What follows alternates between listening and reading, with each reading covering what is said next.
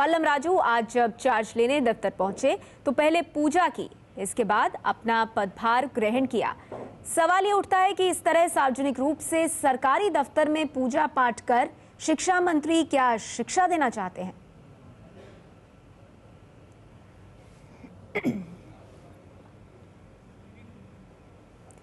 इसी खबर पर ज्यादा जानकारी के लिए सीधे रुख करते हैं एबीपी न्यूज संवाददाता रवि धीमान का। रवि, पल्लम राजू ने आज अपना पदभार संभाला है, लेकिन उससे पहले जिस तरह से मानव संसाधन विकास मंत्री ने पूजा अर्चना की और उसके बाद अपना जो पदभार है वो संभाला, उससे सवाल ये उठता है कि किस तरह का संदेश देना चाहते हैं, किस तरह की शिक्षा देना चाह रहे हैं पल्लम राजू?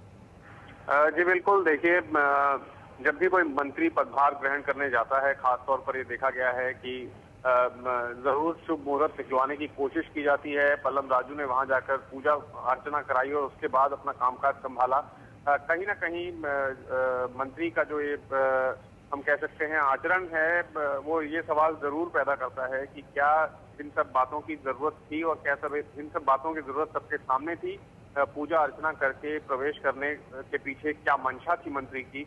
क्या वो इस बात की पूजा अर्चना कर रहे थे कि उनका जो कार्यकाल है बचा हुआ यूपीए 2 का, वो बिना किसी समस्या के, बिना किसी दिक्कत के चला जाए? तो ये संदेश भी जाएगा कि मंत्री को अपने काम से, अपनी काबिलियत से ज्यादा पूजा अर्चना पर भरोसा है। तो इसको देखकर सवाल उठने लाजमी है। हालांकि मंत्री और जो नेता हैं वो अमूमन इस तरह के काम करते हैं।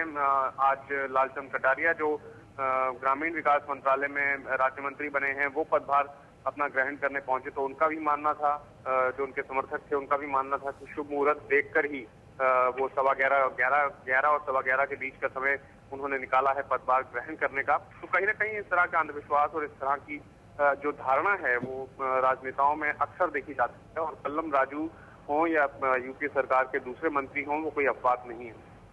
शुक्रिया रवि इस तमाम जानकारी के लिए। तो अंधविश्वास ये जरूर दिखाई देता है जिस तरह से कार्यभार संभालने से पहले इस विस्तृत तरह से पूजा पाठ किया गया है। पूजा पाठ करने में शायद कोई बुराई नहीं, लेकिन जिस तरह से बाकायदा लोगों को बुलाकर अच्छी तरह पूजा पाठ किया गया और उसके बाद कुर्सी संभाली पल्लम राजू ने। पद संभालने से पहले पल्लम राजू मानव संसाधन विकास मंत्री जो हैं, उनके दफ्तर में ये पूजा हुई जिसकी आप तस्वीरें देख रहे हैं। फूल मालाएं मौजूद हैं वहां पर। बाकायदा पहले पूरा पूजा पाठ हुआ, उसके बाद कुर्सी पर बैठे पल्लम राजू और फिर मीडिया से भी मुखातिब हुए।